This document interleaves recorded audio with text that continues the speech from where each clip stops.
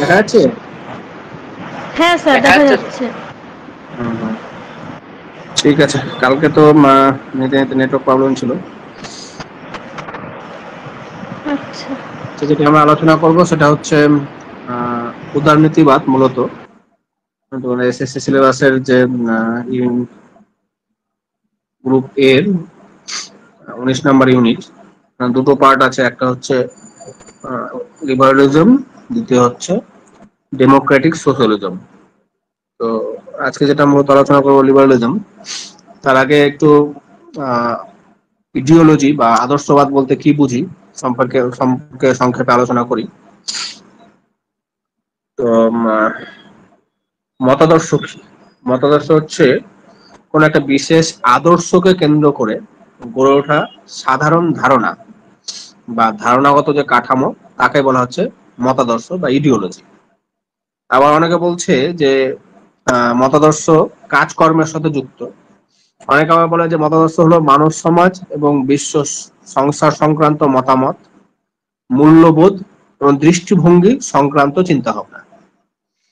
অর্থাৎ কোনো কিছুকে দেখা বা বোঝা, তার যে ধারণা বা দৃষ্টিভঙ্গি, সেটাকে মতাদর্শ বলছে। মতাদর্শ কাকে বলে নিয়ে অনেক সার্বজনীন সংজ্ঞা সম্ভব হয়নি, কারণ রাষ্ট্রবিজ্ঞান আলোচনায় মতাদর্শের মতো অন্য কোনো বিষয় এত বিতর্কের সৃষ্টি করেনি। কারণ এই মতাদর্শের ভিত্তিতেই রাষ্ট্রবিজ্ঞান গড়ে উঠেছে এক কথায়। মানে রাষ্ট্রবিজ্ঞান যে মূল বিষয়বস্তু, সেখানে কিন্তু মতাদর্শগত চিন্তা ভাবনার ভিত্তিতেই বিভিন্ন যে ধারণা বা বিভিন্ন চিন্তা বা বিভিন্ন থিওরি, সেগুলো কিন্তু গড়ে উঠেছে। আমরা জানি যে এই রাষ্ট্রবিজ্ঞান আলোচনায় যেমন উদারনীতিবাদ আছে, তেমন মার্ক্সবাদ আছে, সমাজবাদ আছে। এরকম বিভিন্ন যে থিওরি বা ধারণাগুলো, সেগুলো পুরোপুরি এই মতাদর্শের ভিত্তিতেই গড়ে উঠেছে আর কি। তো যাই হোক, সমাজবিজ্ঞানী ডেভিড ম্যাকলিলান, তিনি তার যে ইডিওলজি নামক একটা গ্রন্থ, সেখানে বলেছেন ideology to be the most elusive concept in the whole of the social science. অর্থাৎ সোশ্যাল সায়েন্সে বা সমাজ বিজ্ঞানের আদর্শ একটা খুবই গুরুত্বপূর্ণ বিষয় বা একটা অস্পষ্ট বিষয় আর কি। তো মতাদর্শের আলোচনা সম্পর্কে বেশ কতগুলি সংজ্ঞা লক্ষ্য করা যায়, আমি এখানে কয়েকটা তুলে ধরেছি। সমাজবিজ্ঞানী ডি ক্রাসি, তিনি ফরাসি বিপ্লবের সময় এই মতাদর্শ শব্দটি প্রথম প্রয়োগ করেছেন। 1796 সালে সর্বপ্রথম সর্বসাধারণের মধ্যে শব্দটি ব্যবহার হয়। ক্রাসির মতে এই মতাদর্শ কি? মতাদর্শ হচ্ছে একটা বিজ্ঞান, আর এই বিজ্ঞান হলো ধারণা সমূহের বিজ্ঞান। তিনি বিশ্বাস করতেন যে ধারণা সমূহের উদ্ভবের পিছনে উন্মুক্ত করে ব্যাখ্যা বিশ্লেষণ করা সম্ভব। এই কারণে তিনি দাবি করেন যে ধারণা সমূহের বিজ্ঞান সুস্পষ্টভাবে অন্যান্য বিজ্ঞানের মতোই মর্যাদার অধিকারী। এই বিষয়ে তিনি বলেছেন, যে কোনো বিষয়ে যে কোনো ধরনের অনুসন্ধান ধ্যান ধারণার উপরে ভিত্তিশীল। অর্থাৎ যে কোনো যখন আমরা রিসার্চ করি, সেখানে কিন্তু রিসার্চের কতগুলি পদ্ধতি আছে। সেখানে প্রথমে কিছু হাইপোথেসিস ঠিক করতে হয়, তারপরে সেখানে অবজেক্টিভস, রিসার্চের অবজেক্টিভস কি, সেই অবজেক্টিভস তৈরি করতে হয়, তার ভিত্তিতে কিছু প্রশ্ন তৈরি করতে হয়। এভাবে একটা পদ্ধতির মাধ্যমে রিসার্চ বা অনুসন্ধান করা হয়। তো এই অনুসন্ধানের ক্ষেত্রে এই আদর্শ বা মতাদর্শ একটা গুরুত্বপূর্ণ বিষয়। সামাজিক বিজ্ঞান সমূহের আন্তর্জাতিক বিশ্বকোষে মতাদর্শ সম্পর্কে সিলস বলেছেন, comprehensive pattern of cognitive and moral beliefs about man, society and universe, relation to man and society। অর্থাৎ এই যে সমাজের সাথে ব্যক্তির সম্পর্ক, ব্যক্তির সাথে বিভিন্ন সংগঠনের সম্পর্ক, বা বিশ্বের সম্পর্ক, এগুলো কিন্তু মতাদর্শের ভিত্তিতে গড়ে ওঠে। আমরা যখন মার্ক্সবাদ পড়েছি, সেখানে দেখেছি যে বিশেষ করে সমাজতান্ত্রিক সমাজ ব্যবস্থা, সেখানে কিভাবে ভিত্তি এবং পরিকাঠামোর উপর ভিত্তি করে সমস্ত সমাজ ব্যবস্থা গড়ে উঠেছে, ইকোনমিক অর্থ ব্যবস্থা গড়ে উঠেছে। তো সেজন্য এই মতাদর্শ একটা গুরুত্বপূর্ণ বিষয়। টি.ডাব্লিউ. এড্রেনো, তিনি বলছেন কি, মতাদর্শ হলো organization of opinion, attitudes and value of way thinking about man and society.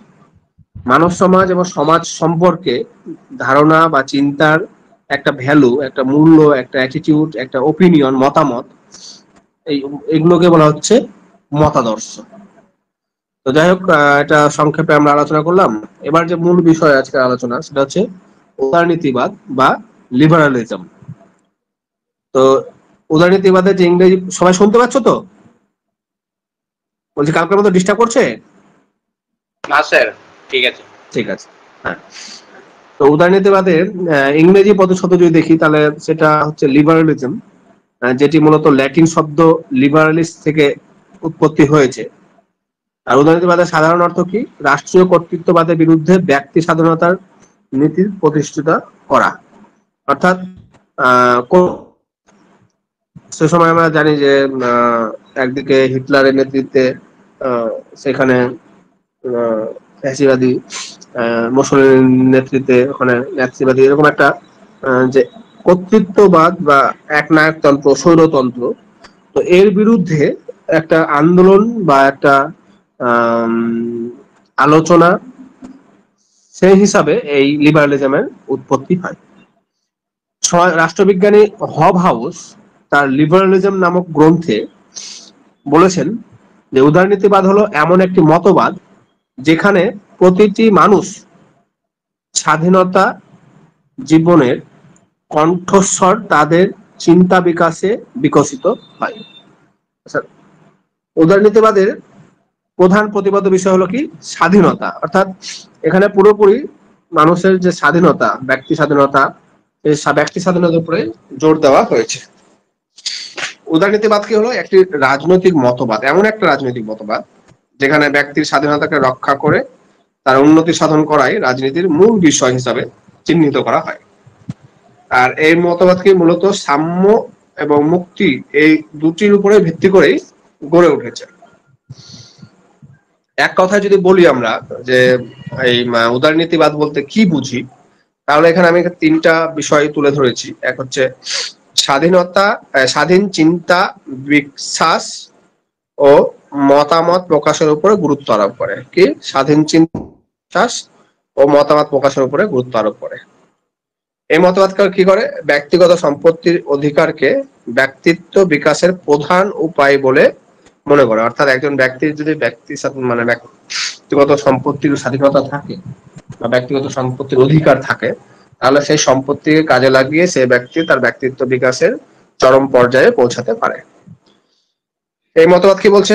সামাজিক, রাজনৈতিক, অর্থনৈতিক ক্ষেত্রে স্বাধীন মৌলিক নীতি প্রতিষ্ঠার দাবি জানায়। যে মতবাদ এই সমস্ত করে তাকে বলা হচ্ছে উদারনীতিবাদ বা উদারনৈতিক মতবাদ। এখানে কিছু সংজ্ঞা, কয়েকজনের সংজ্ঞা আমি তুলে ধরেছি। প্রথমে এনসাইক্লোপিডিয়া ব্রিটানিকাতে সেখানে বলা হয়েছে উদারনীতিবাদ এমন একটি ধারণা যা সমাজ ও সরকারের কার্যপ্রণালী হিসাবে এবং ব্যক্তি ও সমাজের একটি জীবন আদর্শ সামাজিক সংগঠন সম্পর্কিত নীতি হিসাবে স্বাধীনতাকে প্রতিষ্ঠার দাবি জানায়। অর্থাৎ সব জায়গায় দেখো স্বাধীনতার উপরেই বা স্বাধীনতাকে কেন্দ্রবিন্দুতে রেখে আলোচনা হয়েছে। অধ্যাপক ল্যাস্কি তিনি কি বলেছেন? উদারনীতিবাদ হলো সমসাময়িক কালের উপযোগী এমন একটি মতাদর্শ যার মূল প্রতিপাদ্য বিষয় হচ্ছে স্বাধীনতা। তিনিও স্বাধীনতাকে কেন্দ্রবিন্দুতে রেখেছেন। সার্তরি তিনি কি বলছেন? উদারনীতিবাদ হলো ব্যক্তি স্বাধীনতা, আইনসঙ্গত সংরক্ষণ, সাংবিধানিক রাষ্ট্রের তত্ত্ব ও অনুশীলন। সেবাইন কি বলছেন? সংকীর্ণ ও ব্যাপক উভয় অর্থে উদারনীতিবাদের ধারণা প্রযুক্ত। সংকীর্ণ অর্থে ব্যাপক অর্থে আমি পরে আলোচনা করছি। সমাজবিজ্ঞানী অ্যাডাম স্মিথ, তিনি বিশেষ করে ইকোনমিস্ট, অর্থ বিশেষজ্ঞ, মানে অর্থনীতি বিশেষজ্ঞ, তিনি কি বলেছেন? Liberalism is the believe in the commitment to set of method and policies that have as their common aim greater freedom for individual man. অর্থাৎ প্রত্যেক ব্যক্তিগত মানুষের স্বাধীনতার উপরে তিনিও জোর দিয়েছেন। এবার এবং ব্যাপক অর্থে দুই অর্থেই উদারনীতিবাদকে আলোচনা করা হয়ে থাকে। উম, কেবল অর্থনৈতিক বা রাজনৈতিক গণ্ডির মধ্যেই যারা সংকীর্ণ অর্থে বলছেন, তারা বলছেন কেবলমাত্র অর্থনৈতিক এবং রাজনৈতিক গণ্ডির মধ্যেই এই উদারনীতিবাদ আলোচনা করা হয়। অর্থাৎ এই মতবাদ কি বলা হচ্ছে, এই তত্ত্বকে বোঝায় যে দ্রব্যের উৎপাদন, বন্টন এবং শাসকের মনোনয়ন এবং অপসারণ করার ব্যাপারে ব্যক্তি স্বাধীনতাকে সর্বাপেক্ষা গুরুত্বপূর্ণ বলে মনে করা হয়। অর্থাৎ অর্থনৈতিক এবং রাজনৈতিক ক্ষেত্রে। কিন্তু ব্যাপক অর্থে উদারনীতিবাদ বলতে এক মানসিক ধারণাকে বলা হচ্ছে। শুধু অর্থনৈতিক বা রাজনৈতিক ক্ষেত্রেই নয়, যদিও রাষ্ট্রবিজ্ঞানে অর্থনীতি এবং রাজনীতি হচ্ছে মূল প্রায়োরিটি, কিন্তু বাস্তবিক পক্ষে উদারনীতিবাদ বলতে শুধুমাত্র রাজনৈতিক বা অর্থনৈতিক ক্ষেত্রে নয়, মানুষের বৌদ্ধিক, নৈতিক, ধর্মীয়, সামাজিক, অর্থনৈতিক, রাজনৈতিক সমস্ত কিছুর বিচার বিশ্লেষণ করে এবং তাদের মধ্যে একাত্মতা স্থাপনের চেষ্টা করা, অর্থাৎ স্বাধীনতা হলো উদারনীতিবাদের প্রধান প্রতিপাদ্য বিষয়। শুধু রাজনৈতিক এবং অর্থনৈতিক ক্ষেত্রেই স্বাধীন নয়, সাথে সাথে বৌদ্ধিক, নৈতিক, ধর্মীয় সমস্ত দিক থেকেই সামাজিক ক্ষেত্রেও প্রত্যেক নাগরিকের আর স্বাধীন হবে। এবার আমরা উদারনীতিবাদের শ্রেণী বিভাগ আলোচনা করি। মূলত তিন ভাগে ভাগ করে আমরা আলোচনা করব। প্রথমে হচ্ছে সনাতনী উদারনীতিবাদ বা ঐতিহ্যবাহী বা পরম্পরাগত উদারনীতিবাদ বলতে পারি আমরা। দ্বিতীয় হচ্ছে সংশোধনমূলক উদারনীতিবাদ, যেটা এই সনাতনী বা ঐতিহ্যবাহী উদারনীতিবাদের কিছু ভুল ত্রুটিকে সংশোধন করে সেটা নতুন করে উঠে এসেছে। তারপরে সমকালীন উদারনীতিবাদ, এগুলোর আবার অনেকগুলো ধারা আছে, আমি আলোচনা করছি। সনাতনী উদারনীতিবাদ বলতে কি বুঝি? সপ্তদশ শতাব্দীতে ইউরোপে সর্বপ্রথম এর সৃষ্টি হয়। প্রধানত স্বৈরতন্ত্রের বিরুদ্ধে প্রক্রিয়া হিসাবে এই উদারনীতিবাদের উদ্ভব ঘটে। আমি বললাম এর প্রধান লক্ষ্য কি? কর্তৃত্ববাদের বিরোধিতা করে স্বাধীনতা প্রতিষ্ঠা করা। এই সময় ইউরোপে ধর্মীয় কর্তৃত্ববাদের বিরুদ্ধে শুরু হয় ধর্ম সংস্কার আন্দোলন এবং নবজাগরণ আন্দোলন। আমরা জানি যে ইউরোপে পোপ কিভাবে সমস্ত ক্ষমতা নিজের হাতে কুক্ষিগত করেছিল। তো সেই পোপ বা ধর্মীয় কর্তৃত্ববাদের বিরুদ্ধে একদিকে যেরকম মার্টিন লুথারের নেতৃত্বে ধর্ম সংস্কার আন্দোলন, বা সমসাময়িক যারা ছিল তাদের নেতৃত্বে গ্যারিবল্ডি বা এরকম, ঠিক একই রকম নবজাগরণ আন্দোলন সে সময় শুরু হয়েছিল। এই দুই আন্দোলন কি করেছে? সমাজের মধ্যে যুক্তিবাদ বা মানবতাবাদ, ধর্মনিরপেক্ষতার আদর্শ প্রতিষ্ঠিত করে। এছাড়াও সে সময় 1688 খ্রিস্টাব্দে ইংল্যান্ডের গৌরবময় বিপ্লব, আবার ইংল্যান্ডের শিল্প বিপ্লব, এগুলো কি করেছে? এই উদারনীতিবাদকে বা সনাতনী উদারনীতিবাদকে আর শক্তিশালী করেছে। সনাতনী উদারনীতিবাদ কখন থেকে হয়? জন লক থেকে শুরু করে জন স্টুয়ার্ট মিল পর্যন্ত এই যে সময়কাল, এই সময়কালের মধ্যেই সনাতনী উদারনীতিবাদের আর সময়কাল আমরা বলতে পারি। এর কয়েকটি ধারা আমরা দেখতে পাচ্ছি। প্রথম হচ্ছে ব্যক্তি স্বাতন্ত্র্যবাদ, উপযোগিতাবাদ, দৃষ্টবাদ, ভাববাদ বা আদর্শবাদ। এগুলো একে একে আলোচনা করছি। কালকে তোমাদের মধ্যে শহীদ বলছিল যে ব্যক্তি স্বাতন্ত্র্যবাদ বা উদারনীতিবাদ একই জিনিস কিনা, কিন্তু এই ব্যক্তি স্বাতন্ত্র্যবাদ হচ্ছে উদারনীতিবাদেরই একটা পার্ট বা অংশ। ইংরেজ দার্শনিক জন লক তিনি সর্বপ্রথম সপ্তদশ শতাব্দীতে উদারনীতিবাদকে রাষ্ট্রের একটা সুসংগত তত্ত্ব হিসাবে গড়ে তোলার চেষ্টা। লকের মতে রাষ্ট্র হলো একটা শক্তিশালী এবং স্থায়ী প্রতিষ্ঠান যার প্রধান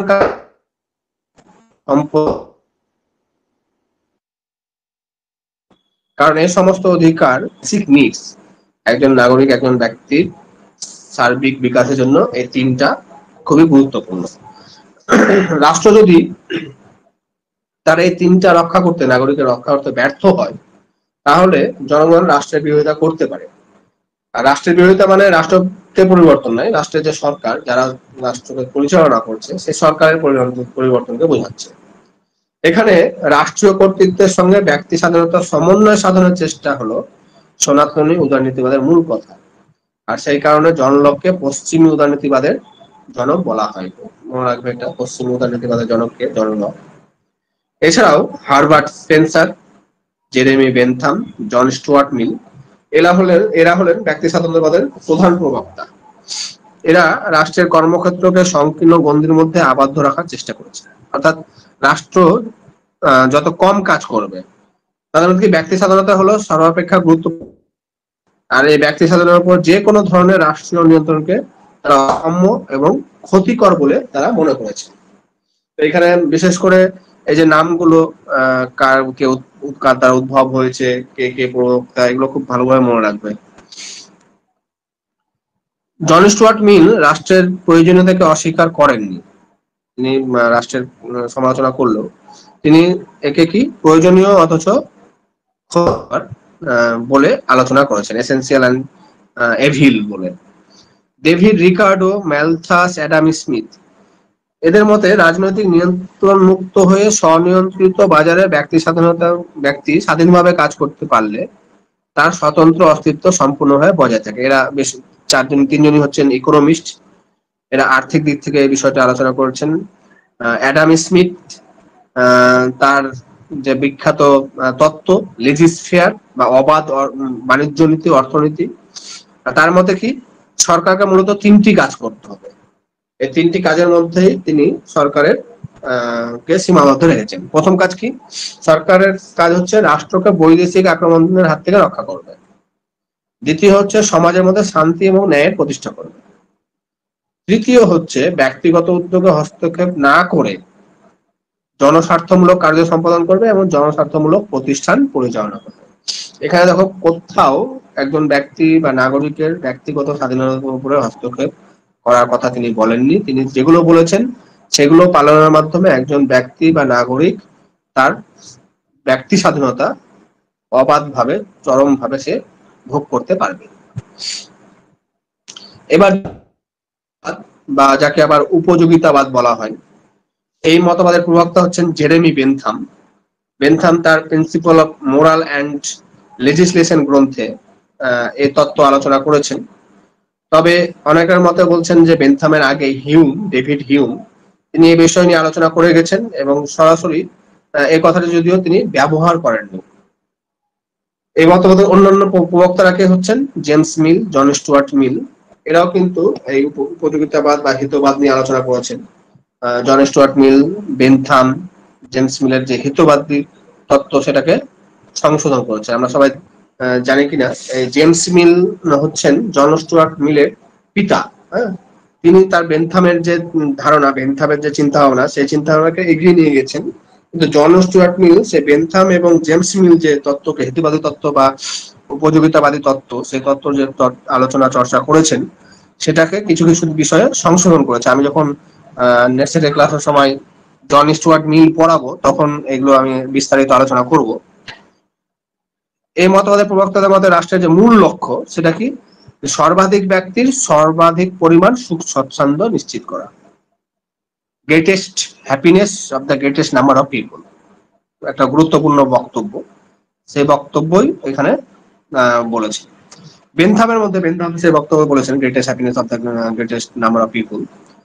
বেনথামের মধ্যে কি সুখ সঞ্চিত কিভাবে আসবে তা শ্রেষ্ঠ বিচারককে ব্যক্তি নিজে, রাষ্ট্র নয়।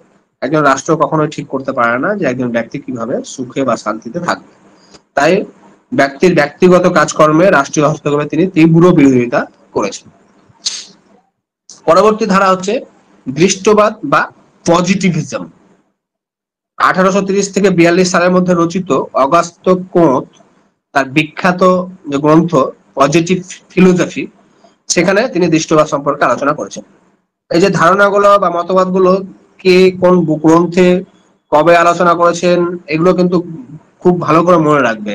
এখান থেকে পরীক্ষাতে বেশি আসে আর থিওরি পার্টে, নেট সেটের ক্ষেত্রেও এসএসসির ক্ষেত্রেও। এই দৃশ্যমান বস্তুর বিজ্ঞানসম্মতভাবে বিচার বিশ্লেষণ করলে তাকে বলা হচ্ছে দৃষ্টবাদ। অর্থাৎ আমরা যা দেখতে পাচ্ছি তার বিজ্ঞানসম্মত ব্যাখ্যা, বিচার বিশ্লেষণ হচ্ছে এই দৃষ্টবাদ। তিনি সমাজ বিজ্ঞান পাঠের ক্ষেত্রে প্রকৃতি বিজ্ঞানের মতো পদ্ধতি ও ধারাগুলিকে প্রয়োগ করার উপরে জোর দিয়েছেন। সমসাময়িক ফরাসি সমাজের যে বিশৃঙ্খলা, যেহেতু তিনি ফরাসি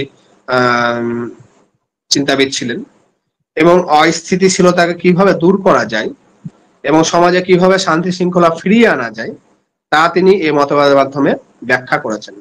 আমি যখন পলিটিক্যাল থট পড়াচ্ছিলাম প্লেটো, অ্যারিস্টটল, ম্যাকিয়াভেলি। এখানে আমি একটা কথা বলেছিলাম যে প্রত্যেক রাষ্ট্রবিজ্ঞানী বা চিন্তাবিদ বা মহাপুরুষ তাদের যে জীবন, সে জীবন কিন্তু সমসাময়িক যে সামাজিক, অর্থনৈতিক, রাজনৈতিক পরিবেশ, সেই রাজনৈতিক, সামাজিক, অর্থনৈতিক পরিবেশের দ্বারা প্রভাবিত হয়ে তাদের চিন্তা ভাবনা আর তারা ব্যক্ত করে।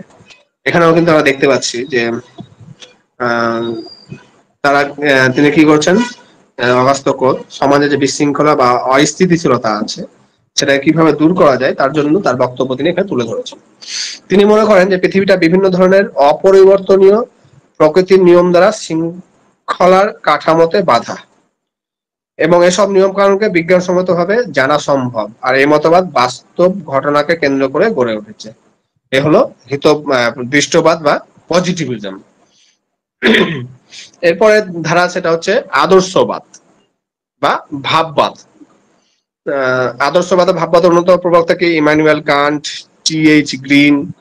এরা হচ্ছে ব্যক্তি স্বাতন্ত্র্যবাদের রাষ্ট্রচিন্তার বিরোধিতা করেছেন। ব্যক্তি স্বাতন্ত্র্যবাদিতা যেটা করেছেন তার সামান্য বিরোধিতা করে বলছেন যে কান্ট কি বলেছেন, কান্ট হলেন মানবতার প্রবক্তা ও শান্তির অগ্রদূত। তিনি যুদ্ধ বিরোধিতা করে চিরস্থায়ী শান্তি প্রতিষ্ঠার কথা বলেছেন। তার মতে কি যুদ্ধ জীবনের অধিকারের পথে একটা বিরাট প্রতিবন্ধকতা সৃষ্টি করতে পারে। গ্রিন আবার কি বলছেন, আত্মরক্ষার জন্য যুদ্ধকে সমর্থন করেছেন। গ্রিনের মতে নৈতিক উৎকর্ষ সম্মিলিত কোনো কিছু করা বা ভোগ করা ইতিবাচক ক্ষমতাকে স্বাধীনতা বলে। তার মতে রাষ্ট্রের কাজ হলো কি স্বাধীনতার প্রতিবন্ধকতাগুলোকে অপসারণ করা, তাকে নিয়ন্ত্রণ করা নয়।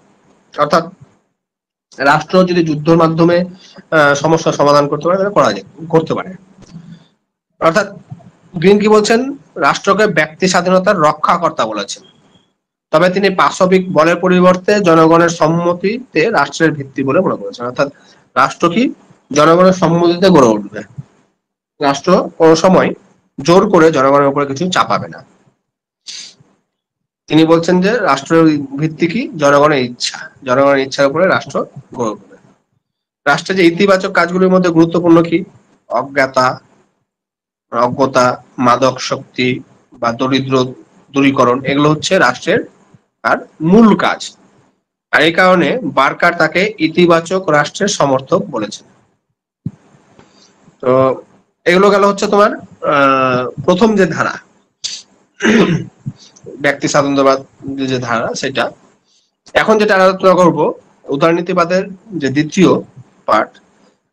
এই যে পরম্পরাগত বা সনাতনী উদারনীতি, এর বিরুদ্ধে যখন বিভিন্ন অভিযোগ উঠতে শুরু করলো, বিশেষ করে মার্ক্সবাদী বা সমাজবাদীরা এই উদারনীতিবাদের সমালোচনা শুরু করে তার বিরুদ্ধে বিকল্প বিভিন্ন ধারা বা বিভিন্ন পদ্ধতি বা মতবাদ উত্থাপন করতে শুরু করলো, তখন থেকে আর এই উদারনীতিবাদের যে সনাতনী উদারনীতিবাদ বা ঐতিহ্যবাহী উদারনীতি তার কিছু সংশোধন হতে শুরু করলো। বিশেষ করে দ্বিতীয় বিশ্বযুদ্ধের পর সেখানে ব্যক্তি স্বাধীনতার বিরুদ্ধে তীব্র প্রতিক্রিয়া শুরু হয়। এই সময় কি ধনতন্ত্রবাদের বিশ্বব্যাপী সংকট শুরু হলে সনাতনী উদারনীতিবাদের যে জনকল্যাণ সাধনে ব্যর্থ হয়, এই ব্যর্থতা সমাজতন্ত্রবাদীরা বা সমাজবাদীরা বা মার্ক্সবাদীরা সহজে জনগণের সামনে কি তুলে ধরলেন। আবার উদারনীতিবাদের সমর্থকদেরই অনেকে এর সমালোচনা শুরু করে। স্বাভাবিকভাবে যেটা হয়, অনেক সময় মাস যেদিকে যায়, সবাই যেদিকে যায়, মানুষ কিন্তু সেদিকে গা ভাসাতে চেষ্টা করে। ঠিক একই রকম ভাবে এই ঘটনা ঘটেছে। তখন এই পরিস্থিতিতে উদারনীতিবাদের রাষ্ট্রদাসীরা কি করলেন, উদারনীতিবাদকে যুগোপযোগী করে গড়ে তোলার চেষ্টা করলেন এবং সে কাজে আত্মনিয়োগ করলেন। এদের প্রচারিত যে উদারনীতিবাদী সংশোধনমূলক উদারনীতিবাদ নামে পরিচিত। অর্থাৎ এই উদারনীতিবাদকে বা সনাতনী উদারনীতিবাদকে যুগোপযোগী করে তোলা, কিছু সমাজতন্ত্রে বা সমাজতান্ত্রিক চিন্তা ভাবনার ধারাকে এর মধ্যে তুলে ধরা, যেমন জনকল্যাণকামী আদর্শ কথা বলা হয়, ঠিক তেমনি কিছু কিছু সমাজতান্ত্রিক নীতি এখানে গ্রহণ করার কথা বলা হয়েছে সংশোধনমূলক উদারনীতিবাদে। এইভাবে আর সংশোধনমূলক উদারনীতিবাদ গড়ে ওঠে। এরও আবার দুটো ধারা লক্ষ্য করা যায়, একটা হচ্ছে জনকল্যাণবাদ আর উদারনৈতিক বহুত্ববাদ। এই সংশোধনের মধ্যে জনকল্যাণবাদ কি, J M Keynes William Beveridge, Herbert Lehman, Austin Ranney, William Temple, এরা হচ্ছেন এই জনকল্যাণকর রাষ্ট্র এর তত্ত্বের প্রচারক। তারা সনাতনী উদারনীতিবাদের যে নেতিবাচক দিকগুলো আছে সেগুলোকে আর দূর করে সংশোধন করে ইতিবাচক রাষ্ট্রের তত্ত্ব প্রচার করে। তাদের মতে কি, রাষ্ট্রের হাতে বহু জনকল্যাণকর কর্মসূচি রূপায়ণের দায়িত্ব অর্পণ করা হয়েছে। তাদের মতে ব্যক্তি জীবনের এমন কোনো দিক নেই যা রাষ্ট্রের কর্মক্ষেত্রের বহির্ভূত। অর্থাৎ রাষ্ট্র কি করবে, এই জনকল্যাণকর রাষ্ট্র, ওয়েলফেয়ার স্টেটের যে ধারণা, সেই ওয়েলফেয়ার স্টেটের ধারণা কিন্তু এখান থেকে এসেছে। হফম্যান জনকল্যাণকর রাষ্ট্রকে সাম্যবাদ এবং অনিয়ন্ত্রিত ব্যক্তি স্বাতন্ত্র্যবাদের সমন্বয় সাধন বলে আলোচনা করেছে। সবাই শুনতে পাচ্ছ তো? বলছি বোঝা যাচ্ছে সব বিষয়গুলো? হ্যালো? শোনা যাচ্ছে, বোঝা যাচ্ছে। ঠিক ঠিক আছে। এবার হচ্ছে উদারনৈতিক বহুত্ববাদ। অধ্যাপক ল্যাস্কি, ম্যাকাইভার, বার্কার, এরা কি হচ্ছে উদারনীতিবাদকে সংশোধন করে এক নতুন ধারা প্রবর্তন করেছেন, যেটাকে বহুত্ববাদ নামে পরিচিত। এদের মতে একা রাষ্ট্রের পক্ষে মানুষের যে বহুমুখী পরিকল্পনা বা চিন্তা, তার বিকাশ সাধন করা সম্ভব নয়। তাদের মতে কি, সমাজে রাষ্ট্র ছাড়াও যেমন সামাজিক, অর্থনৈতিক, সাংস্কৃতিক, ধর্মীয় সংগঠন আছে, যেগুলি রাষ্ট্রের মতো কিন্তু গুরুত্বপূর্ণ, স্বাধীন এবং সার্বভৌম হওয়া উচিত। কারণ একজন ব্যক্তির ব্যক্তিত্ব বিকাশের ক্ষেত্রে রাষ্ট্র যেমন গুরুত্বপূর্ণ ভূমিকা পালন করে, ঠিক একই রকম ভাবে এই ধরনের যে সামাজিক, ধর্মীয়, সাংস্কৃতিক যে সংগঠনগুলো আছে, সেগুলোও কিন্তু একজন ব্যক্তির সার্বিক বিকাশে গুরুত্বপূর্ণ ভূমিকা পালন করে। আর এইভাবে বহুত্ববাদীরা ব্যক্তি স্বাতন্ত্র্যের পরিবর্তে কি গোষ্ঠী স্বাতন্ত্র্যের উপরে জোর দেন। তারা ব্যক্তির বাহ্যিক আচার আচরণ নিয়ন্ত্রণ করার ক্ষমতা রাষ্ট্রের হাতে প্রদান করলেও ব্যক্তির যে আভ্যন্তরীণ কার্যকলাপ আছে বা অন্তর্জীবনের সাথে যে বিষয়গুলো জড়িত আছে, সেগুলো কিন্তু রাষ্ট্র নিয়ন্ত্রণ করতে পারে না। অধ্যাপক ম্যাকাইভারের এখানে উদাহরণ দিয়ে বলেছেন যে পেন্সিল কাটার জন্য যেরকম কোঠার প্রয়োজন নয়, অনুপযোগী, ঠিক একই রকম অন্তর্জীবনের সূক্ষ্ম অনুভূতিগুলিকে বিকাশ সাধনের রাষ্ট্র তেমনি অনুপযোগী। অর্থাৎ একজন ব্যক্তি তার অন্তর্জীবনের সাথে বিষয়গুলো যেগুলো আছে, সেগুলো রাষ্ট্রের দ্বারা বোঝা সম্ভব নয়। আর তিনি রাষ্ট্রকে জনগণের অধিকার রক্ষার এজেন্ট বলে বর্ণনা করেছেন। অধিকার রক্ষার এজেন্ট কে বলেছেন, তখন বলবে অধ্যাপক ম্যাকাইভার। এবার তৃতীয় ভাগ, সেটা হচ্ছে কি সমকালীন উদারনীতিবাদ। যখন এই সংশোধনমূলক উদারনীতিবাদও ব্যর্থতায় পরিণত হতে শুরু করলো, বিশেষ করে দ্বিতীয় বিশ্বযুদ্ধের পরবর্তী সময়ে, তখন জনকল্যাণকর রাষ্ট্র অনুসরণ করতে গিয়ে রাষ্ট্রকে বিভিন্ন কার্যক্ষেত্রের পরিধি অস্বাভাবিকভাবে বেড়ে যায়। মানে এত জনকল্যাণমূলক কার্যাবলীর লিস্ট তৈরি হয় বা বিষয় তৈরি হয়, যেগুলো পরিপূর্ণ করা বা যেগুলো সমাধান করা, যেগুলো পূরণ করা রাষ্ট্রের পক্ষে কিন্তু কঠিন হয়ে পড়ে। রাষ্ট্র এত কিছু জনকল্যাণমূলক কাজ করতে পারে না। তখন কিন্তু এই সংশোধনমূলক উদারনীতিবাদীরা প্রশ্নের সম্মুখীন হয়। ফলে ডেসমন্ড কিং এই ব্যবস্থাকে কি বলছে, রাজনৈতিক দেউলিয়াপনা বলে অভিহিত করেছেন, যখন কন্ট্রোল করতে আর পারছে না। আবার অন্যদিকে 1950 বা 60-এর দশকে আচরণবাদী বিজ্ঞানীরা রাষ্ট্রবিজ্ঞান আচরণকে মূল্যবাদ নিরপেক্ষ এবং বিজ্ঞানসম্মত করে তোলে। এতদিন তো একটা উদারনীতিবাদের কাছে কি চ্যালেঞ্জ ছিল, সমাজবাদ, মার্ক্সবাদ, হ্যাঁ, সমাজতান্ত্রিক চিন্তা ভাবনা, এগুলো কিন্তু একটা চ্যালেঞ্জ ছিল। এই সময় এই চ্যালেঞ্জের সাথে সাথে আচরণবাদী যে আন্দোলনের উদ্ভব হয়, আচরণবাদী চিন্তাধারার উদ্ভব হয়, এর ফলে উদারনীতিবাদ আরো সমস্যার মুখে পড়ে, আরো সংকটের মুখে পড়ে। তো এই সংকটের হাত থেকে মুক্তি পাওয়ার জন্য উদারনীতিবাদী তাত্ত্বিক এবং অর্থনীতিবাদীরা মুক্ত বাজারে তত্ত্ব প্রচার করতে শুরু করলেন এবং প্রযুক্তিগত অগ্রগতি, অর্থনৈতিক ক্ষমতা কেন্দ্রের অবতার উপর বিশেষ গুরুত্ব আরোপ করলেন। তারা মূল সনাতনী উদারনীতিবাদকে আবার ফিরিয়ে নিয়ে আসার চেষ্টা করলেন। এমতো অবস্থায় উদারনীতিক গণতন্ত্রের মূল্যবোধগুলিকে পুনরুজ্জীবিত করার জন্য এগিয়ে আসেন কে? ইয়াসিয়া বার্লিন ও জন রলস। আমরা জন রলসের সবাই জানি বিখ্যাত গ্রন্থ দ্য থিওরি অফ জাস্টিস, সেখানে আমি এখানে পরে আলোচনা করছি থিওরি অফ জাস্টিসে কিভাবে ন্যায় প্রতিষ্ঠিত হয়, খুব সুন্দরভাবে তিনি তুলে ধরেছেন। তবে সমকালীন যে উদারনীতিবাদের প্রবক্তা, তাদের মধ্যে এমন একটি উদারনীতিক সমাজ গড়ে তোলার আগ্রহ দেখা যায় যেখানে মানুষ তার ব্যক্তিত্বের সার্বিক বিকাশ ঘটাতে পারে। কিন্তু কিভাবে সম্ভব এ বিষয় নিয়ে যথেষ্ট মত পার্থক্য আছে। এরও তিনটে ধারা আছে। একটা হচ্ছে ইচ্ছা স্বাতন্ত্র্যবাদ বা নয়া উদারনীতিবাদ, নিও লিবারালিজম। দ্বিতীয় হচ্ছে উদারনীতি যে সমতাবাদ। তৃতীয় হচ্ছে উদারনৈতিক বহুত্ববাদ। তো ইচ্ছা স্বাতন্ত্র্যবাদ নয়া বা নিও লিবারালিজম কি? নয়া লিবারালিজম হচ্ছে সমকালীন উদারনীতিবাদের অন্যতম ধারা, যেখানে নরমান বেরি ইচ্ছা স্বাতন্ত্র্যবাদকে নয়া উদারনীতিবাদ বলেছেন বা র্যাডিক্যাল দক্ষিণ পন্থা বলে আলোচনা করেছেন। আবার জন গ্রে তিনি বাজার উদারনীতিবাদ বা মুক্ত বাজার মতাদর্শ নামে আলোচনা করেছেন। তো নয়া উদারনীতিবাদ কি হলো? সনাতনী উদারনীতিবাদের এমন একটা সংস্কার যা অবাধ ব্যক্তি স্বাধীনতা তত্ত্বের গভীরভাবে আস্থাশীল হওয়ায় জনকল্যাণ রাষ্ট্র এবং ব্যক্তির অর্থনৈতিক কার্যকলাপের রাষ্ট্রীয় হস্তক্ষেপ ও নিয়ন্ত্রণের চরম বিরোধিতা করে। অ্যান্ড্রু হেইউড তিনি কি বলছেন?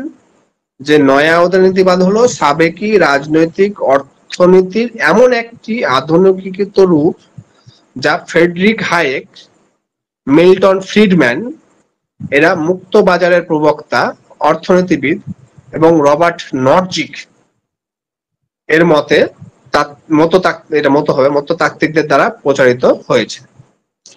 এই নয়া উদারনীতিবাদ অনিয়ন্ত্রিত বাজার, ব্যক্তির উপর সর্বাধিক গুরুত্ব প্রদান এবং রাষ্ট্রের কর্মক্ষেত্রের পরিধি থেকে বিশেষ করে সংকুচিত করার পক্ষপাতী। আর বার্কলের মতে নয়া উদারনীতিবাদের দুটি গুরুত্বপূর্ণ দিক আছে। কি কি? এক হচ্ছে আন্তর্জাতিক বাণিজ্যের পথে অবস্থিত প্রতিবন্ধকতাগুলি দূর করে ক্ষিপ্রতার সঙ্গে সেটাকে দূর করতে হবে। রাষ্ট্রের জনহিতকর কার্যাবলীর অবসান ঘটিয়ে তার ক্ষমতাকে যথাসম্ভব সংকুচিত করতে হবে। জনকল্যাণ কাজ বা জনহিতকর কাজগুলো সেগুলোর উপরেই বেশি গুরুত্ব দিচ্ছিল, ফলে সেটার উপর না দিয়ে তার যে ক্ষমতা রাষ্ট্র যত কম কাজ করবে সেটার উপরে জোর দেন। এই উদারনীতিবাদের সমতাবাদের আবার দুটো পার্ট আছে, একটা হচ্ছে নয়া সমতাবাদ, একটা হচ্ছে সম্পদের সমতাবাদ। এই থিওরি গুলো একটু বারে বারে পড়তে হবে, একটু কঠিন আছে, মনে রাখা একটু কঠিন, সব গুলিয়ে যাবে। ওই জন্য তোমরা পরে ভিডিওটা একটু বারে বারে দেখবে, হ্যাঁ, বা ম্যাটেরিয়ালস যেটা দেবো আমি সেটা বারে বারে পড়বে, তাহলে কিন্তু অনেকটাই বুঝতে পারবে। এবার নয়া সমতাবাদ, যেটা বিশেষ করে জন রলস এই মতবাদের প্রবক্তা, তিনি বিগত শতকের 60-এর দশকে সমাজতান্ত্রিক চ্যালেঞ্জের মোকাবিলা করার জন্য তার এই তত্ত্ব প্রস্তুত করেছেন। বিশেষ করে সমাজতান্ত্রিক চিন্তা ভাবনা যেভাবে নয়া উদারনীতিবাদকে চ্যালেঞ্জের মুখে পড়েছিল, এই তত্ত্বের মাধ্যমে তিনি কি করেছেন? উদারনৈতিক নীতি এবং সমাজতান্ত্রিক মতবাদের নীতির একটা সমন্বয় সাধন করেছেন, দুটোকে একসাথে সহাবস্থান করেছেন। যেটা আমরা পরবর্তীতে আমরা দেখবো যে গণতান্ত্রিক সমাজবাদে যেখানে গণতন্ত্র এবং সমাজবাদকে সমন্বয়ের দৃষ্টিতে এক নতুন চিন্তা ভাবনা বা এক নতুন মতবাদ গড়ে উঠেছে, ঠিক একই রকম এখানে জন রলস উদারনীতিক মতবাদ এবং সমাজতান্ত্রিক মতবাদের একটা সহ অবস্থান ঘটেছেন। আর জন রলস এখানে তার মূলত দুটি নীতি, এই নীতির উপর ভিত্তি করেই আর ন্যায় প্রতিষ্ঠার কথা তুলে ধরেছেন। সমাজে যদি ন্যায় প্রতিষ্ঠিত হয় তাহলে সব সমস্যার সমাধান হয়ে যাবে। তো তিনি প্রথম নীতিতে কি বলেছেন? তার মধ্যে প্রথম নীতিটি হলো সকলের জন্য সমান মৌলিক স্বাধীনতা, অর্থাৎ সমাজের মধ্যে যারা থাকবে, রাষ্ট্রের মধ্যে যারা থাকবে, প্রত্যেকের জন্য ভোটাধিকারের স্বাধীনতা, সমবেত হওয়ার স্বাধীনতা, বিবেকের স্বাধীনতা, চিন্তার স্বাধীনতা, ব্যক্তিগত সম্পত্তির স্বাধীনতা, যথেচ্ছভাবে গ্রেপ্তার না হওয়ার স্বাধীনতা, বা যে কোনো জায়গায় স্বাধীনভাবে চলাফেরার স্বাধীনতা, এই সমস্ত ধরনের স্বাধীনতার ক্ষেত্রে প্রত্যেক ব্যক্তি, প্রত্যেক নাগরিক সমান থাকবে। একজন ব্যক্তি স্বাধীনতার আলোকে ন্যায় স্বরূপ যথাযথভাবে উপলব্ধি করতে পারবে, কোনো বাধা বিপত্তি তার সামনে আসবে না, কোনো ডিসক্রিমিনেশন এই সমস্ত বিষয়ে তাদের জন্য করা হবে না। তার দ্বিতীয় নীতিটা, সেখানে দ্বিতীয় নীতি কি বলা হচ্ছে? সকলের জন্য সুযোগের ন্যায্য সমতা। আবার এর দুটি পার্ট আছে, একটা হচ্ছে প্রথম পার্টে কি পার্থক্যের নীতি। পার্থক্যের নীতি কেন? অর্থাৎ সামাজিক অর্থনৈতিক সাম্যকে এমন ভাবে বিন্যস্ত করতে হবে যাতে যুক্তিসঙ্গত হবে প্রত্যেকের, বিশেষত সর্বাপেক্ষা কম সুবিধাপ্রাপ্ত ব্যক্তির সর্বাপেক্ষা অধিক সুবিধা প্রদানের অনুকূল হবে। রস থেকে ম্যাক্সিমিন নীতি বলেছে। অর্থাৎ এখানে যদি উদাহরণ দিয়ে আমি বলি তাহলে একজন বিকলাঙ্গ, একজন সাধারণ নাগরিক। একজন বিকলাঙ্গ সেহেতু কিন্তু মানে কম সুবিধা প্রাপ্ত লোক, তো তার জন্য বেশি সুযোগ সুবিধার ব্যবস্থা করতে হবে। এবং একজন যে স্ট্রং, স্বাস্থ্য ভালো, তার জন্য কম সুযোগ সুবিধা ব্যবস্থা করতে হবে। যেটা আমরা যদি দেখি তো সরকারি ক্ষেত্রে বা বিশেষ করে যে সমস্ত ভোট দান কেন্দ্রগুলো আছে, কদিন পরে পঞ্চায়েত ইলেকশন, তোমরা এখন ভোট দিতে যাবে তখন দেখবে যে প্রত্যেক বিদ্যালয়ে বা ভোটদান কেন্দ্রে একটা করে রেলিং করা হয়েছে, সেখানে বিকলাঙ্গ বা হ্যান্ডিক্যাপ থাকুক না থাকুক, কারণ তাদের জন্য একটা বিশেষ ব্যবস্থা। তো এইখানে পার্থক্য নীতি মানে এটাই বোঝানো হয়েছে, যারা কম সুবিধা প্রাপ্ত বা যাদের ডিফেক্ট আছে তাদের জন্য বিশেষ ব্যবস্থা, আর যারা স্বাভাবিক তাদের জন্য স্বাভাবিক ব্যবস্থা। এবং তার যে 2 নম্বর নীতির দ্বিতীয় মূল কথা কি, সামাজিক অর্থনৈতিক অসাম্যগুলিকে এমন ভাবে বিন্যস্ত করতে হবে যাতে কোনো সমান সমর্থ ও দক্ষতা সম্পন্ন সব ব্যক্তি যে কোনো পদ ও মর্যাদার সঙ্গে যুক্ত হওয়ার সুযোগ পায়। অর্থাৎ এখানে যদি আমরা বলি তাহলে যে ভোটদানের যে বিষয়টা, সংখ্যালঘু ভোটদান বা তালিকা পদ্ধতি, সেখানে কি প্রত্যেক রাজনৈতিক দল তাদের ক্ষমতা অনুসারে, তাদের শক্তি অনুসারে প্রতিনিধি প্রেরণ করতে পারে। এখানে বলা হয়েছে সব ব্যক্তি যাতে তাদের যোগ্যতা এবং দক্ষতা অনুসারে তারা মর্যাদা পায়, তারা তাদের ট্যালেন্ট অনুসারে তাদের মান্যতা পায়, তাদের পদ পায়, দায়িত্ব পায়, সে বিষয়ে কিন্তু আর গুরুত্ব দিতে হবে। এখানে যদি দেখি যে জন রলসের যে দুটো নীতি, প্রথম নীতিটি কি সবার জন্য সমান অবাধ স্বাধীনতা, সেটা কি, সেটা হচ্ছে উদারনীতিক তত্ত্ব। এবং দ্বিতীয় নীতিতে দেখেছি আমরা যে সাম্যের কথা বলা হয়েছে, সমাজে যাতে সবাই সমানভাবে সবকিছু ভোগ করতে পারে, সেজন্য সেখানে সমাজতান্ত্রিক আর ধারণা কিন্তু এখানে উঠে এসছে। এই বিষয়টা বুঝতে পেরেছো তো? জন রলস কিন্তু খুব গুরুত্বপূর্ণ, এর উপরে একটা ক্লাস হবে, তো আমি যখন থট পড়াবো তখন জন রলসের উপর খুব ইন্টারেস্টিং এই বিষয়টা আছে। বোঝা গেছে?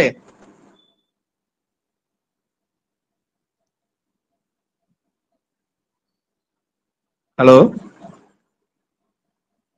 বলছি সবাই শুনতে পাচ্ছ তো? হ্যাঁ স্যার। মানে বুঝতে পেরেছো তো বিষয়গুলো?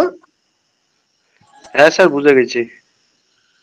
যদি মনে কোনো কনফিউশন থাকে পরে আরেকবার শুনে নেবে। হ্যাঁ স্যার, আরেকবার ক্লাস নেন। হ্যাঁ, মানে স্যার বোঝা যাচ্ছে, কিছু বলছো? আরেকবার ক্লাস করলে ভালো। ঠিক আছে, পরে আবার একবার শুনে নেবে ইউটিউবে গিয়ে। হ্যাঁ হ্যাঁ, ইউটিউবে এবার আরেকবার দেখতে হবে। হ্যাঁ হ্যাঁ হ্যাঁ। তো সম্পদের সমতাবাদ, এটা ওইখানে জন রলস যেরকম আলোচনা করছে, এখানে রোনাল্ড ডয়ারকিন তিনি জনকল্যাণকর মতবাদের পরিবর্তে সম্পদের মতবাদকে সমর্থন করেছেন। তার মতে নাগরিকদের জীবনকে উন্নত করে গড়ে তোলার জন্য সরকারকে কিন্তু সম্পদ বন্টনের ইতিবাচক নীতি গ্রহণ করতে হবে। অর্থাৎ সম্পদ এমন ভাবে বন্টন করতে হবে যাতে করে প্রত্যেকে সমান হয়, প্রত্যেকে তার যে দক্ষতা যোগ্যতা অনুসারে সে নিজেকে আর বিকাশ ঘটাতে পারে, সার্বিক বিকাশ ঘটাতে পারে, সে বিষয়ে এখানে বলা হয়েছে। এক্ষেত্রে তিনি বাজারে অনুষ্ঠিত নিলামের পদ্ধতিকে আর সম্পদ বন্টনের ক্ষেত্রে বিশেষ গুরুত্ব দিয়েছেন।